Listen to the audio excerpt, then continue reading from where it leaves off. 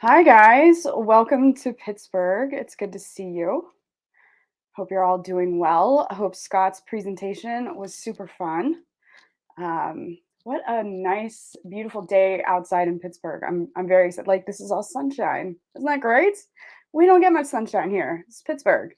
Um, so it looks like we've got Spirit and Bear. Oh, there's Scott. He's on. Doug, Valerie. I thought I saw Sean here. Um, Yeah. So Sean was the first. There we go. So good to see you guys. I hope you're having a fabulous day. It's good to be back. I missed the last event. Hey, Jake, how are you? It was such a bummer to not be able to be here with you guys. The last event, I was actually at a sale getting rid of some pots. I'm your local pot dealer. I will claim that joke till the end of time. Now, the one that I don't like is the whole Patrick Swayze thing. That gets a little weird. If I were Demi Moore's character in The Ghost and Patrick Swayze was my boyfriend, and I just spent like an hour prepping that vessel, and he just came in and was like, I'd be really mad. All right, so today I think we're just going to kind of play on the pottery wheel. I know one of the things that you guys tend to enjoy is just seeing me throw. Just a reminder, we are raising money for our friend Braxton's family with the sale of t-shirts. I've put a long sleeve shirt under my t-shirt because it is chilly here. It's a bit chilly. If you weren't aware, we lost our friend Braxton about a month or so ago, and it's been a pretty difficult loss for a lot of us just because of who he was as a person and how uplifting he was to everyone. My son just loved loved watching him turn and would just get so excited and ask me to try and throw whatever Braxton was turning. So it's a it's pretty difficult to think that he's not with us anymore. So, if you have the funds and you have the ability, please think about purchasing the Virtual Craft Festival T-shirt. All the proceeds will go to Braxton's family. Otherwise, for now, I'm going to go ahead and start just throwing something simple. This small ball of clay will turn into a spoon rest. So let's go ahead and get on with it, right? I'm going to do an overhead view since this is kind of a flat piece, and please don't mind the mess around me. I hope this sounds okay. I was struggling with that a little bit earlier today. Uh, Let me know if you're hearing an echo or you're not hearing me at all or whatever. Shoot, and my camera just went. So let's go to this other view. I'm having some trouble with that too. So we'll go ahead and just plop that on there. Just try and get it in the center as much as possible. Add a little water for lubrication. And all I'm doing now, you can't really see it because it's such a small piece of clay as I'm centering. And now my small piece of clay is turned into a puck. So I'm going to push it down, get it nice and flat, add a little bit of more water, and then I'm using this part of my hand to flatten the whole thing down into a plate. When I do that, I'm trying to keep even pressure the whole way across, and I'm using this hand as support to help with added pressure. And now I do keep the wheel going quite fast, and now I've got a plate. So with this plate, I'm just going to go ahead and pull the edges up on the sides just a little bit. This is going to create a rim. So as I'm pulling it up and everything, I'm also compressing this edge. Because the last thing I want to have happen is it to crack. The other thing I'm going to do here is I'm going to take my sponge that's been lightly wet. I squeezed most of the water out of it. And I'm just going to use that to compress the bottom, the face of the plate, all the way around, just, you know, enough so that I don't get any kind of S cracks or anything. Now I'm going to take my potter's knife. It's got an angled side and a straight side. I use the straight side as much as I use the angled side. It also has this little dippy dip thing here that is nice for like using to press into the clay and create a ridge or something like that while you're turning. So I'm going to take the sharp edge. It's not super sharp. It's kind of blunted now. But I'm just going to take that and I'm going to insert it into the edge on the bottom of the clay. And that's going to help me shape the bottom. So I have less cleaning up to do when this dries enough to come off the bat. I don't take my pieces off the bat. I let it dry and cure on the bat, and then it pops right off and I get a nice, really smooth bottom. Hey, Carl. Carl's in the house, guys. All right. So now I've got my edge, and now you're thinking, okay, well, that's a nice little spoon rest, but we need the lip where the arm of the spoon is going to sit. So I just do that with these two fingers. I come across the edge of the rim with these two fingers to create just a mouth opening. And when I do that, I also take this finger then and slide it across. So it looks like my phone view is back. So I'll go ahead and go back to that so you can kind of see what's happened there. So now I've got this nice divot where the edge of the handle of the spoon will sit. So super cute little thing that you can do just as a kiln filler. And these are great. They sell really well at pottery festivals and craft shows and that kind of stuff. You can also choose to decorate the face of this prior to firing and glazing. You can take stamps and decorate it. You can take leaves and do impressions and get kind of different textures on there. What I like to do is just take my finger, turn the wheel on about medium speed, so a little bit faster, there we go, and just use my finger to create a spiral. And then once I've created my spiral, oh, darn it, the camera. Sorry, guys. Let's go back to this one. Once I've created my spiral, I can use my sponge to smooth out the sharp points. And I'll take this off so you can actually see what I've done with that spiral. If I can find my bat taker offer, which I don't appear to have it nearby. One moment. My bat taker offer, aka a trimmer. Oh, wrecking the place. All right. So I'll pop this off. So now you can see like the cool swirl. And when the glaze goes down on this, it breaks really interesting depending on what glaze I use. If I use a really flat glaze, it doesn't really showcase. But if I use something like a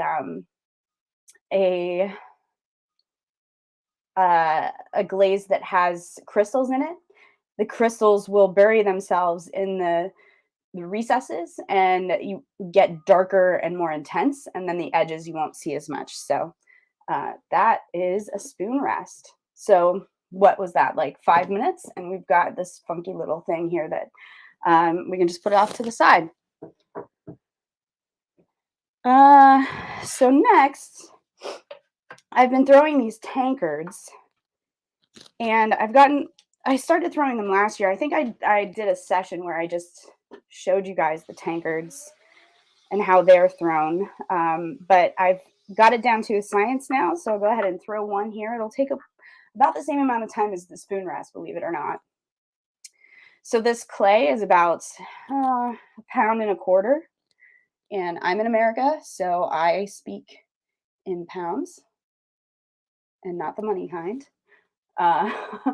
So we've got this nice piece of clay. I've already compressed it. I did some wedging and everything else, so it's all rounded out. I'm just going to, again, throw it down on the bat, get it as centered as possible, and then wet it and start centering. And you see at first my hands move a good bit, and my elbows are into my gut, which is helpful because then that helps stabilize me, and it gets even more helpful with the heavier pieces of clay that I get. So while I'm getting this centered, does anybody have any questions? You should totally try it. I think you would really enjoy it.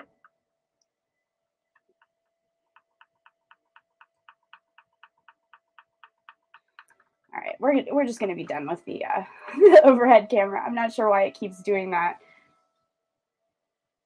It's fine on the phone. It's presenting fine on the phone, but in the stream, it just keeps going to green. Hey, Jamie. So if this is something that you do want to try, a lot of community centers and things and local potters will give you an opportunity to either try hand building or try throwing. I'm not really sure why it's called throwing. Honestly, it should be called turning, but maybe they decided to call it throwing instead of turning because turning was already a thing. All right, so we've got our clay into the hockey puck shape. I've got it compressed to where it's not moving. My hands are not moving around. I'm not going, oh, I'm flailing all over the piece. So I'm going to go ahead and just get it to the size that I think I want the base or close to it. And then I'll start my indentation. Now, when I start my indentation, I don't want to go straight down in because I might throw it off center.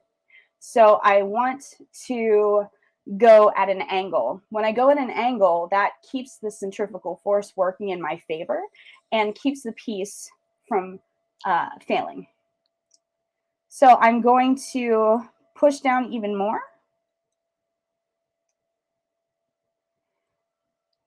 And then I'm going to do it a little bit more because I know that I don't want my base too thick. Because I dry on the bat and I'm not trimming, I don't want a whole lot of extra material at the bottom. It totally would free that up. Totally. Let's call lathing, right? I mean, I'm throwing on a pottery wheel. I suppose we could call this wheeling, right? No, I think Carl has a special relationship that none of us could really ever understand. So now I'm pulling up the walls.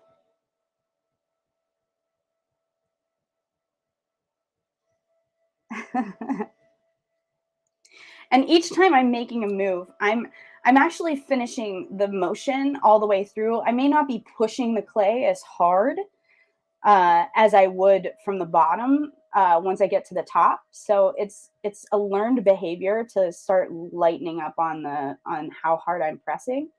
But as you can see, it's starting to get a wobble, and that's because I found an air bubble. I can work that air bubble out myself just because I throw so often. I just take a little bit extra time in that space where I feel the air bubble, but that doesn't mean that I'm going to be able to correct the wobble right now. The taller I get, I've slowed the wheel down a bit.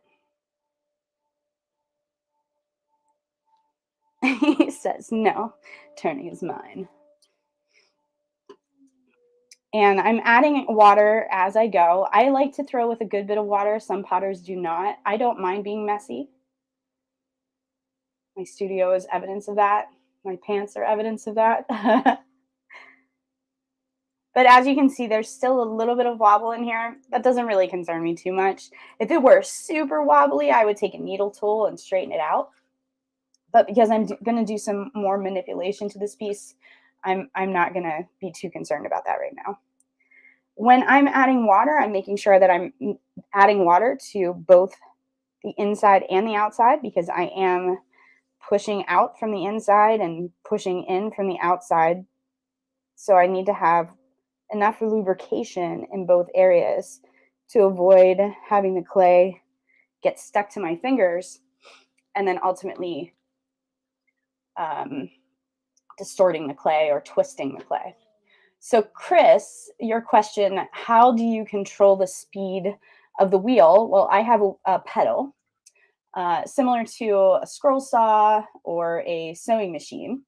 And I just press it all the way down and I get a good bit of speed.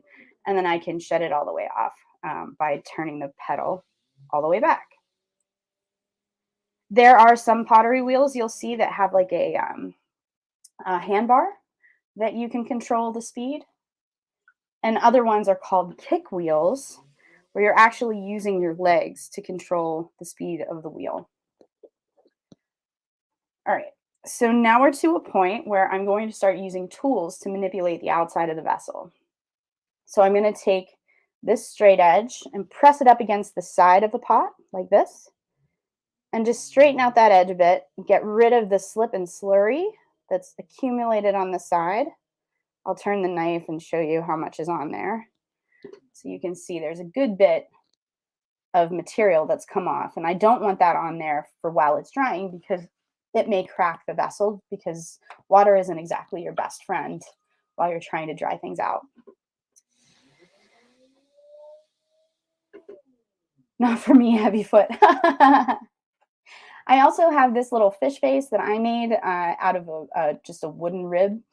I just went with my little rotary tool and made a little mouth. And this makes a cute little foot on the bottom of my vessel. I insert it at the bottom, and I let the pottery wheel pretty much do the work. I just insert the tool, it spins around, and now I've got a nice little rounded foot on the bottom of my piece. The next thing I want to do is belly out the bottom a little bit, so I don't just have a tall cup with a goofy foot. So I'm going to use my sponge to go down inside of the vessel, and about medium speed with the pedal, and push it out.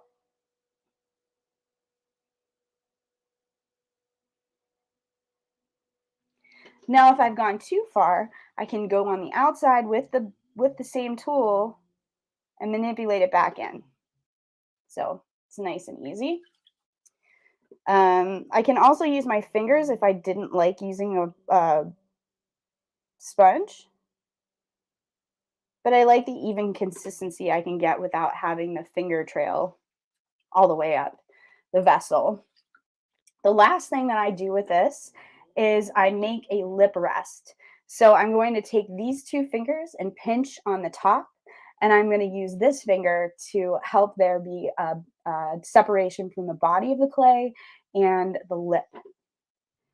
So I'm using these two fingers to create, and I got a little twitch there. So using these two fingers to create the lip, and then this finger I'll use to create the definition. One other thing that I can do, I told you I have this tool on the bottom of my potter's knife, is I can use this, if my hand isn't all that steady, to get that same technique. So I'm just pressing it there and getting it rounded. All right, so now that I have that part done, I just want to make sure that I don't have residual water inside the piece, which I shouldn't because I've already had my sponge down in there, but we'll go ahead and do this anyway. Just doing one last compression on the bottom, and then we're going to clean up any residue around the bottom of the pot, and that will help it dry evenly. So pop this off and I'll show you. There we go. We've got a nice tankard shape there. Hey, Claire. All right. So next I have a little over 2 pounds of clay. This is about 2¼ pounds probably. I have one over there that's 3 pounds too, but we'll start with the 2 pounds.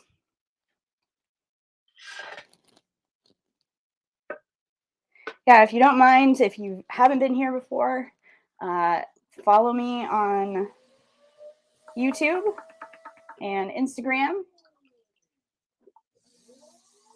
You'll see a lot more volume of work from me on Instagram. YouTube's a little bit harder, just having to edit videos and things. But if you could also like this video, it will help boost our standings and get more people interested in the virtual craft show, hopefully.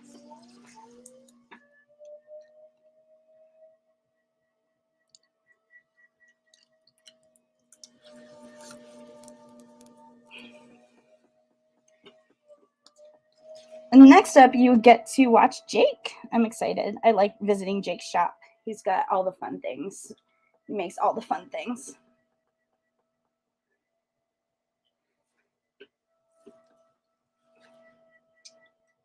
All right. Ugh.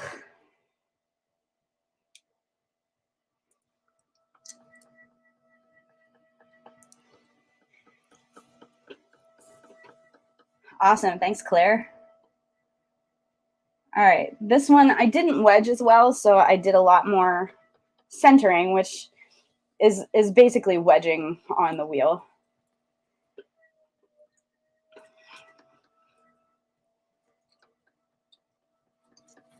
Now for this, I'm thinking, let's make a bowl.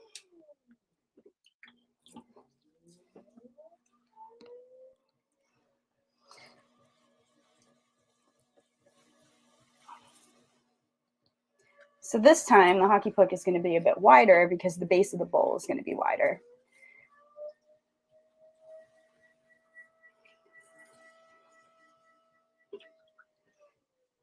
And I'm going to go ahead and start my indentation here.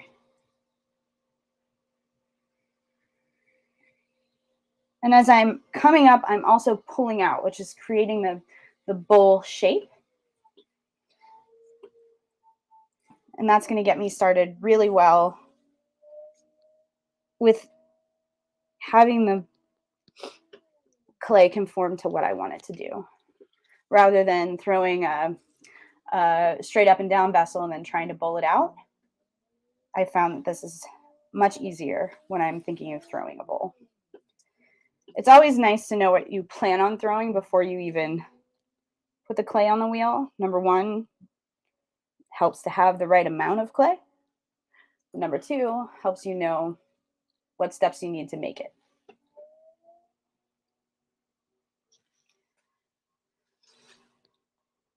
All right.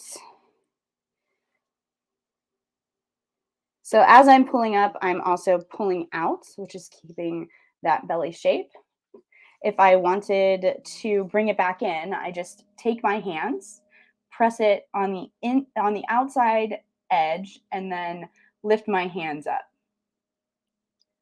This will help push the bowl back up.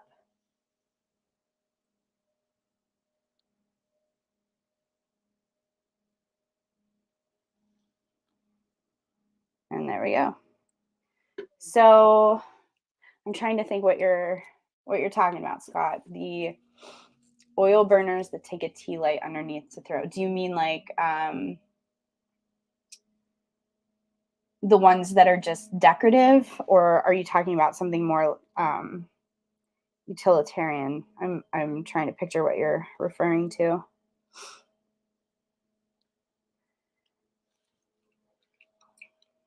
Luminaries.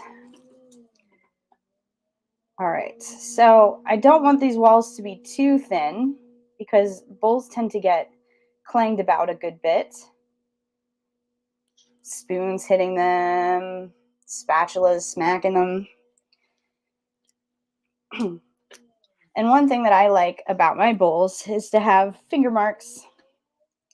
I like how they're obviously handmade when you can see the potter's finger marks. So I leave them in. I don't use my potter's knife to get rid of them. I might accentuate them more by just going one more time on the outside. And then the last thing is maybe I want a little bit of a rim on the bottom so I can take my little fish tool. And now I've got a fun little rim along the bottom. I'm going to use my sponge to like smooth that out a bit. And let's say I want this bowl to be one that I can use for batter. We can add a little spout to it. Again, just like we did with the spoon rest over there, we can take our fingers and create a little spout. So a nice little distortion there. And now we've got a nice batter bowl. And I will, since I can't use my overhead camera, I will just take it off the bat, turn it up so you can see it. So there you go. Nice little batter bowl. We put a little handle on it if we wanted to. Well, usually like for it to dry, it'll be about a week in my studio right now because it's so dry. If it were humid, like in the middle of summer, I might need to put a fan on them to have it cure that quickly, or I just leave it sit for 2 weeks. The reason that you want it to dry all the way through is you don't want your piece exploding in the kiln. It's not air that makes things explode in the kiln, like air pockets. It's water pockets that have no way to escape. Let me go back to the view of me. So, science time.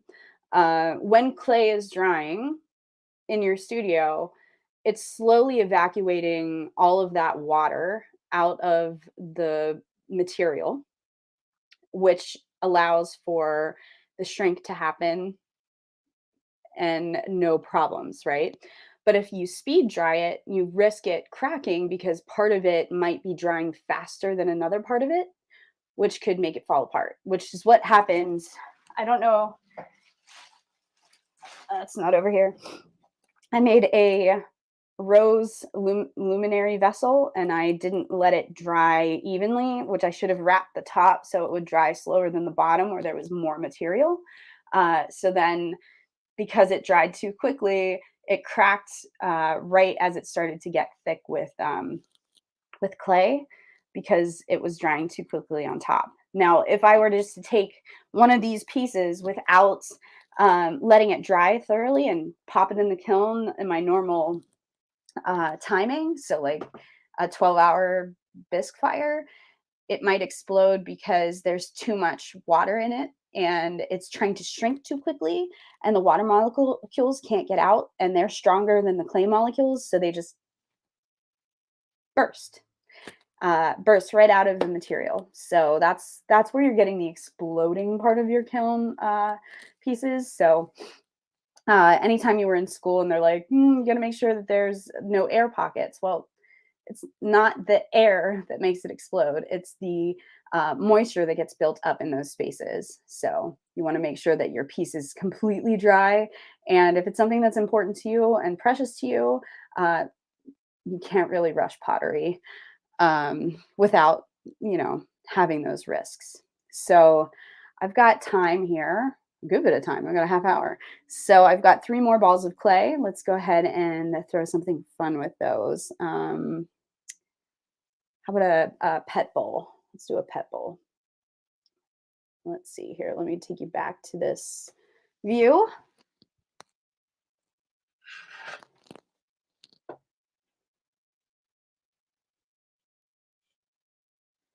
Yes, thank you, Andy. Physics guy. Do, do, do.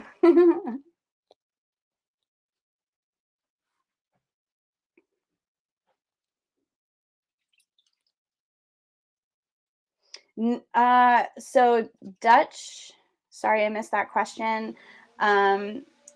If you wanted to use your kitchen oven, there are low fire clays that are polymer based that you can use. They are not food safe.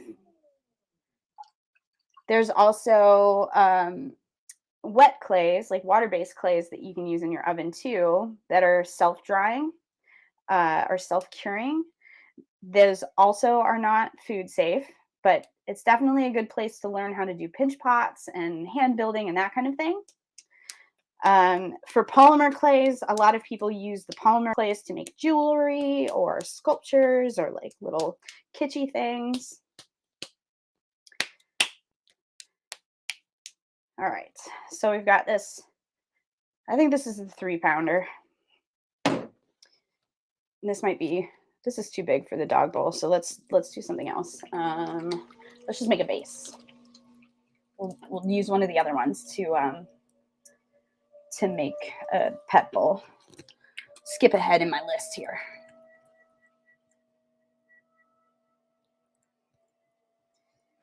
And this clay, it was pugged by the company that I buy it from in June.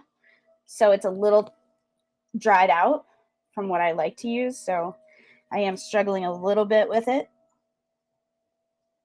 But introducing some moisture as I throw it is loosening it up. But I'm also getting a lot of slurry off of it as a result. It's trade-offs to everything. All right. Kilns. So my kiln can run up to high fire, but the temperature that I usually run for my glaze is 2,167 degrees Fahrenheit.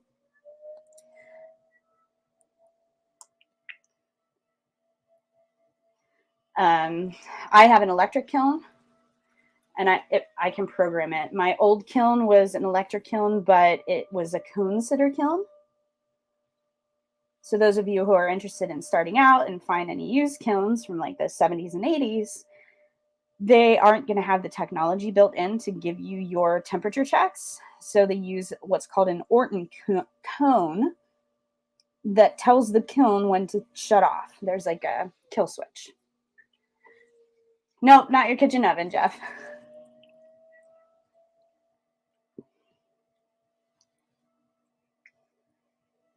Not for functional pottery, that's for sure. Even when you're heating up to do a raku fire, where you're using a gas kiln to heat it up, you're still going well over 1,000 degrees for that. A little bit of a wobble. I just didn't get it centered. Trying to work fast, folks. That's okay. So with this, my goal is just to get this as tall as I can, and then I will form the shape.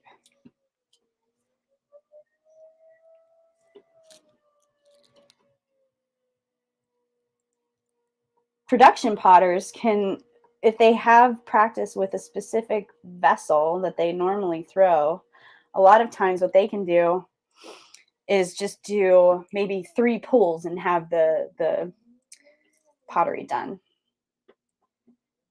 Yes, it is the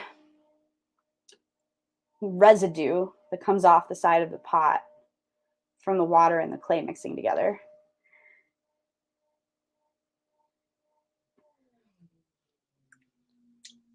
And some people use that to create patterns. They use slip to create textures on the surface of plates and the sides of pieces. Oh, I'm getting out of frame here. Let's see if I can help that.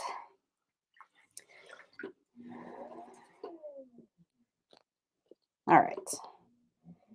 So if I make this wider, it should sit down into the frame a bit more.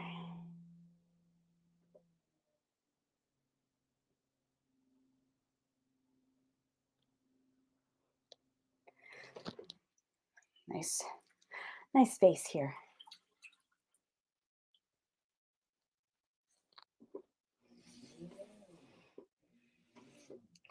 All right, now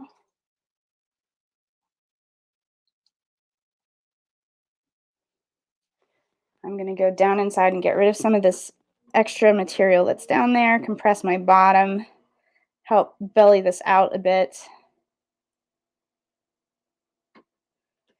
So I've thrown it even more off center. Doesn't bother me too much. I'll use a tool to get rid of it. The wobble, that is.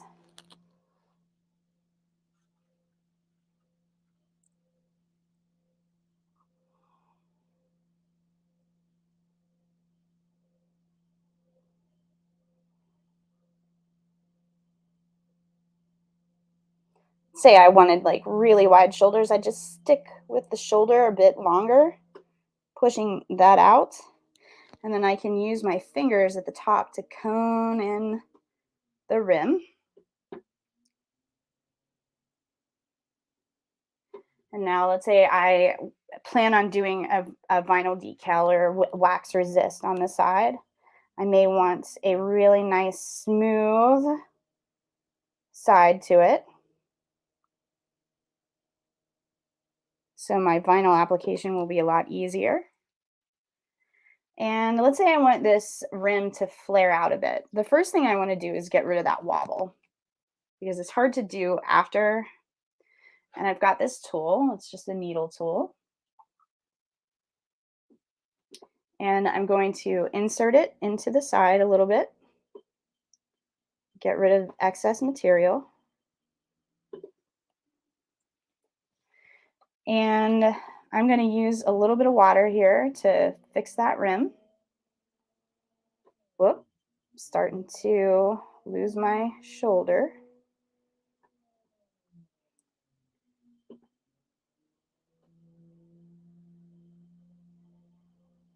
And now I can flare this out a bit. And one thing that I did do that's making my job harder is I made my shoulder wall too thin. So it's trying to collapse in on itself because the rim is too heavy. So I may not be able to work with this too long before it falls. Or I might surprise myself and be able to correct it.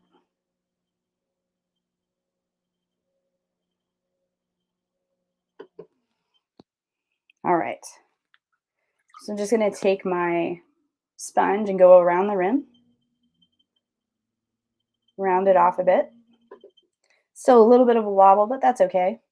And let's say I want to add a foot to it. I can use this tool, or I've got one that has a little bit of a more angular mouth. I'm going to go in and add that now.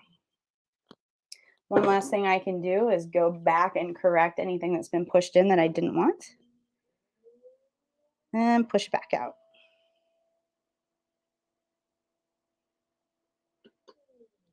And there we go. Nice big base that we can decorate with anything we want later.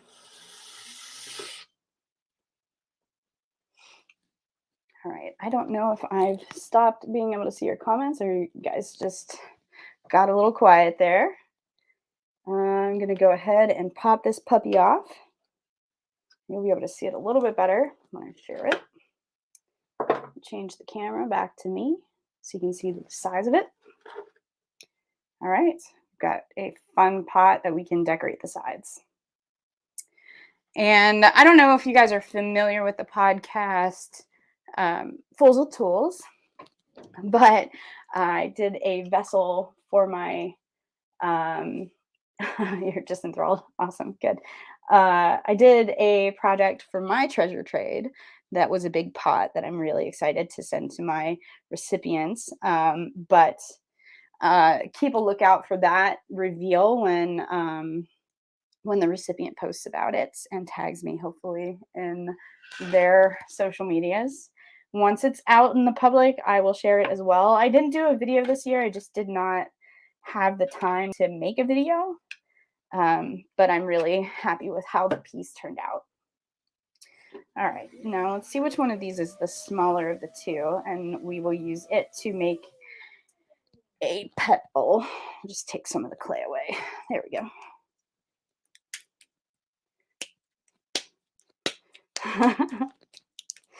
I'm glad. I hope I didn't scare everybody away.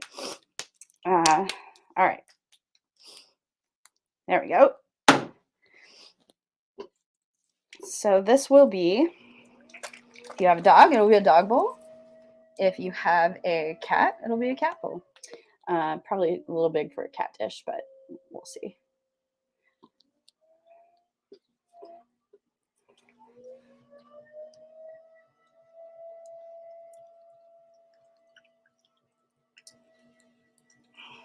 All right. Probably one more cone.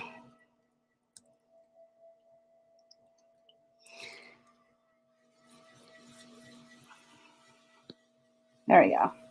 Now, unlike the bowl that we did earlier, we are going to make a really wide normal cylinder. So the first thing we need to do is, just like that first plate, we're going back to that, is we're going to use the side of our hand to press down in the clay to get the width that we want. And these are usually about 8 inches wide, 7 inches wide, I would say. Clay does shrink. This clay, as it dries, will shrink 12%. You can do the math on that.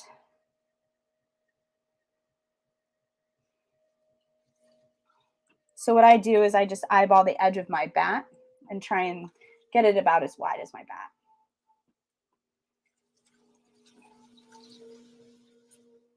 Now that I've got my width, I want to pull up my sides.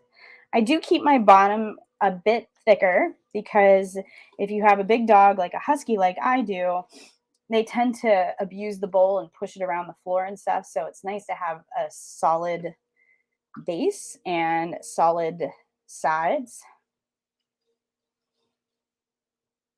This isn't something you're going to, decorate with. This is all in the mindset of how it's going to get abused, right? So just like a mug or a tankard, I'm now just pulling up my sides by doing equal pressure on the inside and the outside, and basically just pinching the base of the clay and moving the material all the way up. As I'm at the bottom, I'm giving more pressure, but as I work my way up and my walls are getting thinner and thinner, I'm lightening up my pressure so I'm not pinching and throwing my walls too thin. This takes practice, obviously. But you get to a point where you can really feel when your walls are even. You can feel when there's maybe a bubble or clay that might be less wet than other areas, so it's creating some issues for you. But centrifugal force is trying to push the walls out like this, so I have to keep coming back and encouraging them to come back into place. And that's fine. Your clay is pretty elastic if you're buying appropriate potter's throwing clay. There are different types of clay. They have different minerals in them to make them more rigid for things like slab building and sculpture. And then you've got a term called plastic, which is a term used to talk about the resilience a clay gets as you stretch it. Oh, thanks, Leila.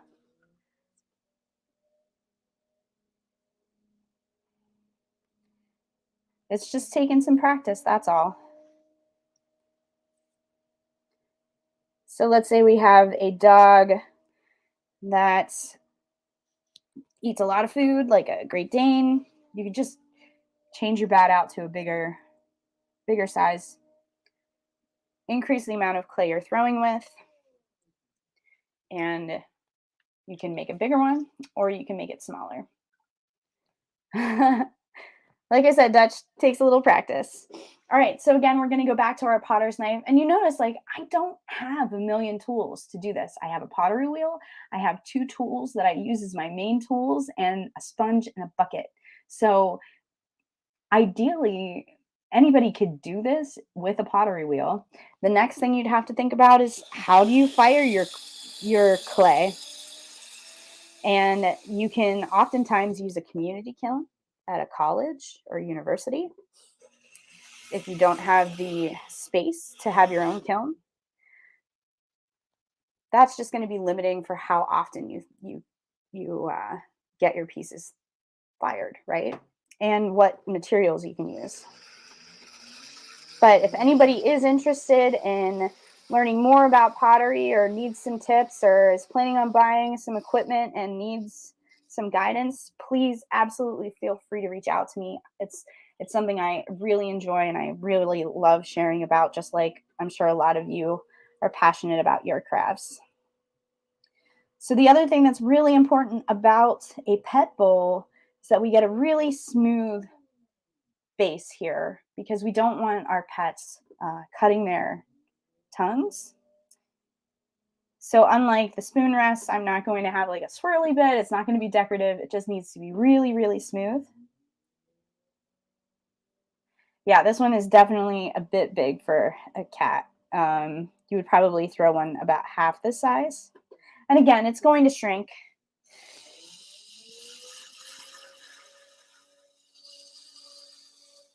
And you can add, say you want to give this as a gift to your sister who loves her dog, and her dog is named Delilah. You can put Delilah's name on the outside with a stamp. You can get cookie cutters with the letters, cut them out, and use a process called slipping and scoring to decorate. There's so many endless possibilities for how you make this unique for Delilah. One other thing that I like to use when I'm doing custom pieces is I will use my Silhouette vinyl cutter, and I'll cut out pieces on there. Once I've bisque fired it, I'll apply the vinyl as a resist, and it will resist the glaze so that everywhere the vinyl was, there won't be glaze and you'll be able to see whatever that shape is. Very similar to like if you were just doing a paint technique. So we've got our pet bowl here. I'll pop it off so you can kind of see the inside of it. I'm really bummed that my phone camera is not working all that well. I feel like that really adds to what you can see how I'm doing things, but there's our pet bowl. So everything that is in my studio can be reclaimed, and I do reclaim it. Um, the reclaimed clay isn't always great for throwing again, but I use it for making um, mosaic pieces or decorative pieces or slab building. What happens is like when you reconstitute a clay, it doesn't always keep its elasticity. So let's see, do I have time for one more? Yeah, I definitely have time for one more.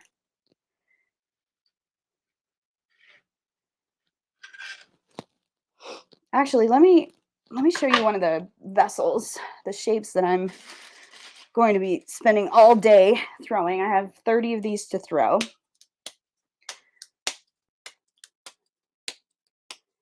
All right, so this is about a pound and an eighth of clay.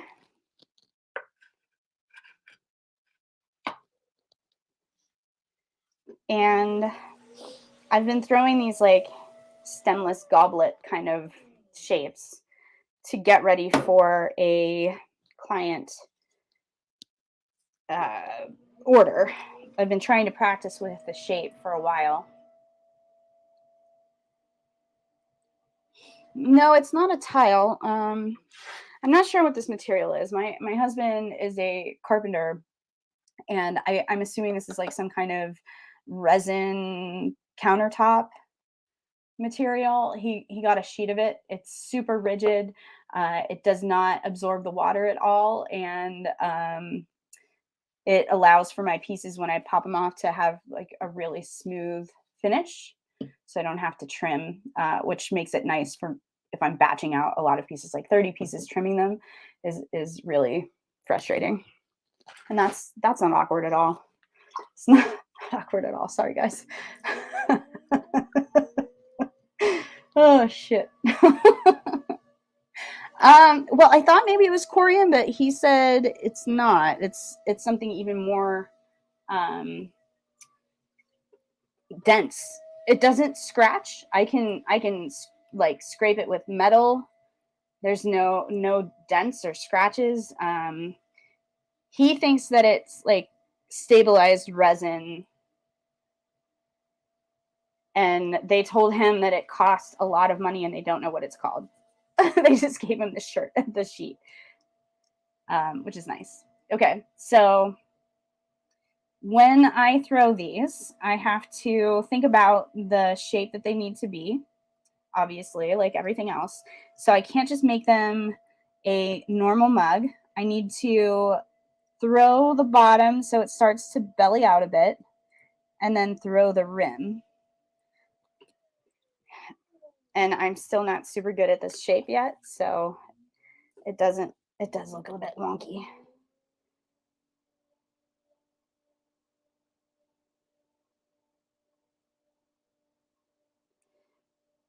And then you stretch it out, stretch it out, stretch it out, stretch it out, stretch it out, stretch it out. Come back into the rim again. Almost a teardrop with these.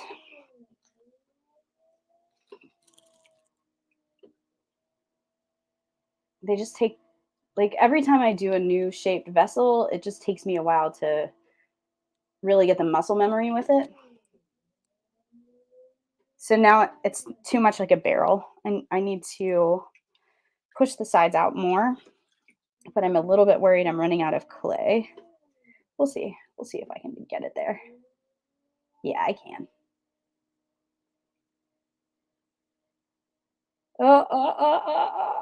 It might collapse on me. It might collapse. Yee. I'm gonna lose it.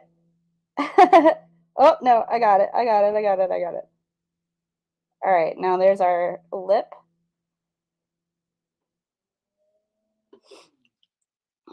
Okay. Whew. Thought I was gonna lose it.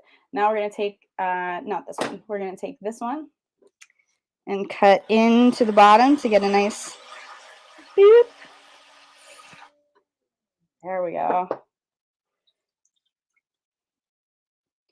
And use our sponge. I'm just gonna put it on slow and try and get that belly part pretty even. Right now it's trying to get a little too teardroppy to me. And you don't this is pretty subjective to you. Like, well, it looks good to me. But there's a sketch that I have in my head of what I'm trying to emulate. But there you have it. That's pretty much the shape. It gets like just a normal handle. And then just need to clean this off. I can't believe I didn't lose that one. I totally thought that was gonna. I'm pretty impressed with myself, guys.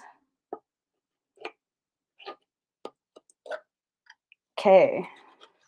So once this is dry enough, it gets to what's called a leather hard stage. I'll put the name of the coffee company on there, and then the handle and my little maker's mark, and it'll sit for about a week to cure. So I've got 30 of these that I have to throw. By the time I'm done throwing 30 of them, I should have enough muscle memory.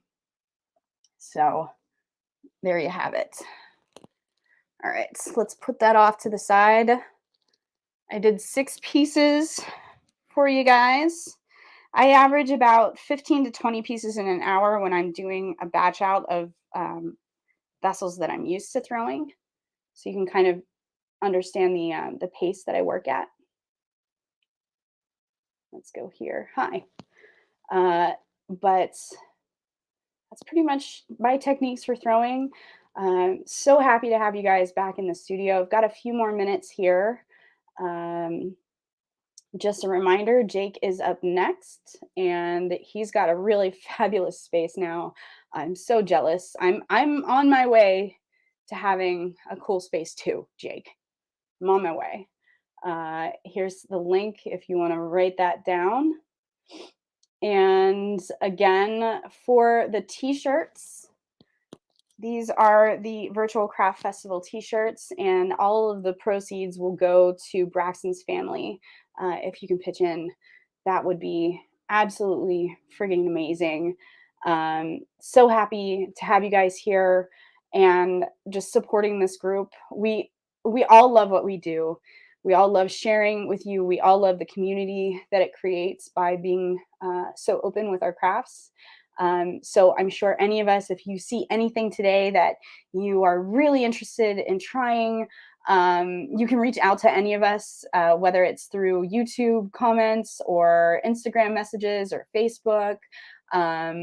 I've taken phone calls too, like, "Hey, can I do a FaceTime with you and show you what my space looks like and tell me if it works okay?" Or, I keep throwing this thing and I just can't get it. What am I doing wrong?" I can watch what you're doing and give you some tips. So happy to do that.